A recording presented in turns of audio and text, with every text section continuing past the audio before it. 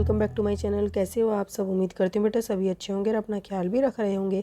तो बेटा आज हम करने जा रहे हैं अपनी वर्कशीट नंबर 4 विज्ञान सब्जेक्ट की है बेटा, 9th क्लास के बच्चों के लिए है, 12 तारीख की है। ठीक है, जिसमें आज हम क्या करेंगे, धातु एवं अधातु के बारे में जानेंगे। ओके, तो इसमें देखो क्या है, धातु एवं अधातुओं के भौतिक गुण, जैसे कि आप 8th क्लास में भी पढ़ चुके हो। इनको थोड़ा सा रिवीजन कर लेते हैं जल्दी जल्दी से। तो देखो, धातुओं को पिघालकर उनकी तारें खींची जाती हैं। धातुओं को खींचकर तारों में बदलने की विशेषता को क्या बोलते हैं? तन्यता। देखो, तैसे तन्यता और तैसे तार। तो आपसे पूछे तन्यता क्या है? धातुओं को खींचकर तार में बदलना। ठीक है, तो तन्यता कहलाती है। फिर धातुओं को पीटकर पतली चादरों में बदलना। अब देखो बेटा, किसी चीज़ को पीटेंगे तो वो क्या होगी? पतली होती चली जाएगी। तो धातुओं को पीटने पर चादरों में बदल देना क्या कहलाता है? आघात वर्धनीयता। ठीक है, आघात मतलब होता है चोट पहुंचाना।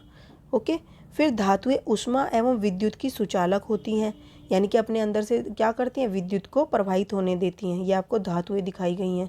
ठीक है, ये सोना दिखाया हुआ है, ये सोने का टुकड़ा हथौड़ा है, ये तांबे का टुकड़ा और तांबे की तार है, ये घंटी है। ठीक है, अब यहाँ पर देखो, धातुएं ऊष्मा और विद्युत की सुचालक होती है और धातुएं टकराने पर क्या करती है? मधुर ध्वनि उत्पन्न करती है, तभी तो धातुओं की घंटी बनाई जाती है। ठीक है, अधातुओं में ऐसी कोई भी विशेषता नहीं होती, ना तो तन्यता होती है उनमें, ना आघातवर्धनीयता होती है, ना ही ऊष्मा और विद्युत के सुचालक होते हैं, और ना ही उनमें मधुर ध्वनि उत्पन्न होती है। ठीक है, अब हम करते हैं धातुओं एवं अधातुओं के रासायनिक गुण। ये तो क्या थे? भौतिक गुण। रासायनिक में क्या है? धातुएं अम्लों के साथ अभिक्रिया कर लवण और हाइड्रोजन गैस बनाते हैं। ठीक है, आप पढ़ चुके हो, धातु प्लस क्या करेंगी? धातु अम्ल के साथ अभिक्रिया करते ही क्या बनाएंगी? लवण बनाएंगी, प्लस में हाइड्रोजन गैस बनाएंगी, जो पोप ध्वनि के साथ क्या करती हैं? जलती हैं। और अधातुएं सामान्यतः अम्लों के साथ अभिक्रिया करती नहीं है। अधातुओं के अम्लों के साथ क्या होती है? अभिक्रिया होती ही नहीं है। ठीक है, उसके बाद क्या है? धातुएं ऑक्सीजन के साथ अभिक्रिया कर अक्षारीय ऑक्साइड बनाती है। ये इंपॉर्टेंट है। धातुएं क्या करती हैं? अक्षार की ऑक्साइड बनाती हैं, जो जल में मिलने पर क्या होते हैं? लाल लिटमस को नीला कर देते हैं। ठीक है, क्या होगा? अक्षार के जो होते हैं, अक्षार क्या करते हैं बेटा? लाल लिटमस को नीले लिटमस में बदल देते हैं। तो जो धातुएं थी वो कैसे ऑक्साइड बना रही थी? अक्षार की। तो जब अक्षार के ऑक्साइड को जल में मिलाएंगे तो जल में मिलाने के बाद जो विलयन तैयार होगा, अगर उसमें हमने लिटमस को डाला नीले और लाल, तो लाल लिटमस नीले में बदल जाएगा। ओके, ये आप अच्छे से कर चुके हो 7th और 8th क्लास में। उसके बाद अधातुएं जैसे कि सल्फर, ऑक्सीजन, ये सल्फर क्या करेगी? ऑक्सीजन के साथ अभिक्रिया करके अम्लीय ऑक्साइड बनाती है।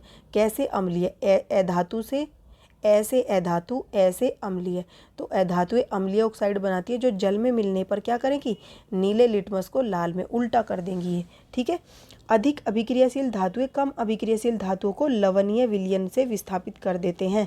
और क्या करती हैं? अब देखो बेटा, विस्थापन अभिक्रिया भी पढ़ चुके थे आप। विस्थापन में क्या होती है? जो अधिक ताकतवर होती है धातु, वो क्या करती है? वो कम ताकतवर धातु को उसके स्थान से हटाकर खुद वहाँ पर बैठ जाती है, उसको हटा देती है। यानी कि वो, अगर हम देखो क्या होगे, कम अभिक्रियाशील धातु का लवण होगा, उसमें अधिक अभिक्रियाशील धातु को रखेंगे तो वो क्या करेगी? इस कम अभिक्रियाशील धातु को बाहर निकाल देगी, इसके लवण से खुद अपना लवण बना देगी। ठीक है, तो उसको हम क्या कह देते हैं? विस्थापन अभिक्रिया। ओके, जैसे कि जिंक था, जिंक को हमने किस में डाला बेटा? कॉपर सल्फेट में। ठीक है, तो यहाँ पर क्या बढ़ेगा? ZnSO4 plus copper. ठीक है, नेक्स्ट, धातु एवं अधातुओं के उपयोग। धातुओं का प्रयोग मशीन, तार, ऑटो पार्ट्स और बर्तन आदि बनाने में किया जाता है। ठीक है, अधातुओं का प्रयोग पटाखे, जैसे कि फॉस्फोरस का प्रयोग बेटा पटाखे बनाने में किया जाता है, माचिस बनाने में किया जाता है, एंटीसेप्टिक बनाने में। ठीक है, एवं वायुमंडल की गैसें, ऑक्सीजन, नाइट्रोजन, ये सारी वायुमंडल की गैसें हैं। एंटीसेप्टिक यानी कि आयोडीन का प्रयोग हम एंटीसेप्टिक के रूप में करते हैं। ठीक है, अपवाद क्या है बेटा? मरकरी जो है वो धातु है और ब्रोमीन जो है अधातु है, और ये दोनों क्या है? द्रव अवस्था में पाए जाते हैं, जबकि धातु हमेशा क्या होती है? सामान्य अवस्था में कठोर होती है वो। ठीक है, और ब्रोमीन क्या है? ब्रोमीन तो हर एक जो अधातु है वो तीनों अवस्थाओं में पाई जाती हैं। ठीक है, गैस में भी, द्रव में भी और ठोस में भी।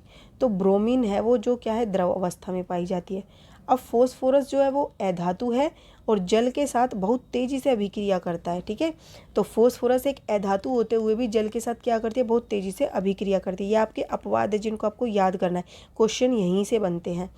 सोडियम तथा पोटेशियम दोनों धातुएं हमने कहा कठोर होती है, लेकिन ये ऐसी धातु है जो मुलायम है। ठीक है, इन्हें हम चाकू से भी काट सकते हैं। अब ग्रेफाइट का एक अधातु है, अधातु का मतलब क्या, वो विद्युत और उष्मा की सुचालक नहीं होगी, लेकिन ये विद्युत और उष्मा की सुचालक है, ये उसका उल्टा कर रही है। तो ये सारे पॉइंट्स आपको याद रखने हैं। अब हम करते क्वेश्चन आंसर। स्वयं को जांचिए, उन अधातुओं का नाम लिखिए जो श्वसन के लिए आवश्यक है। तो कौन है बेटा, ऑक्सीजन। जल के कीटाणु शोधन में किसका प्रयोग होता है बेटा, आयोडीन का। किसका होता है, आयोडीन का, ठीक है। उसके बाद कौन सी धातु व ये जल के कीटाणु के लिए बेटा क्लोरीन का उपयोग होता है, सॉरी आयोडीन का नहीं, ये तो एंटीसेप्टिक के रूप में होता है, क्लोरीन का प्रयोग होता है। कौन सी धातु व अधातु कमरे के तापमान पर द्रव अवस्था में होती है, तो मरकरी धातु है और ब्रोमीन अधातु है जो कमरे के तापमान पर द्रव अवस्था में होती है। तन्यता और आघातवर्धनीयता को परिभाषित कीजिए।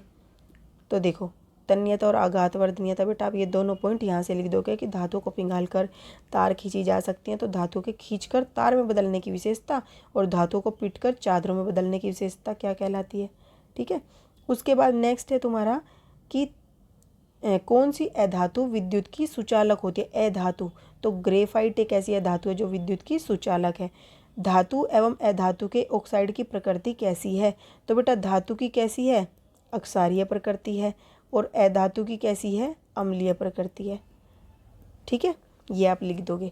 ये आपकी आज की वर्कशीट थी, बहुत ही आसान थी और बस रिवीजन थी आपकी 8th क्लास वाली, ठीक है। इसलिए मैं बोलती हूँ अगर छोटी क्लासेज में आप पढ़ लोगे बेटा तो आप नेक्स्ट क्लास में आपको वो टॉपिक का रिवीजन हो जाएगा और इतना आसान लगेगा कि आप उसको लाइफ टाइम नहीं भूलोगे, ठीक है। तो इस वर्कशीट में बेटा इतने, अपना नेक्स्ट टॉपिक जो होगा नेक्स्ट वीडियो में करेंगे। तब तक के लिए ऐसे हंसते रहिए, मुस्कुराते रहिए, पढ़ते रहिए और आगे बढ़ते रहिए। Thank you.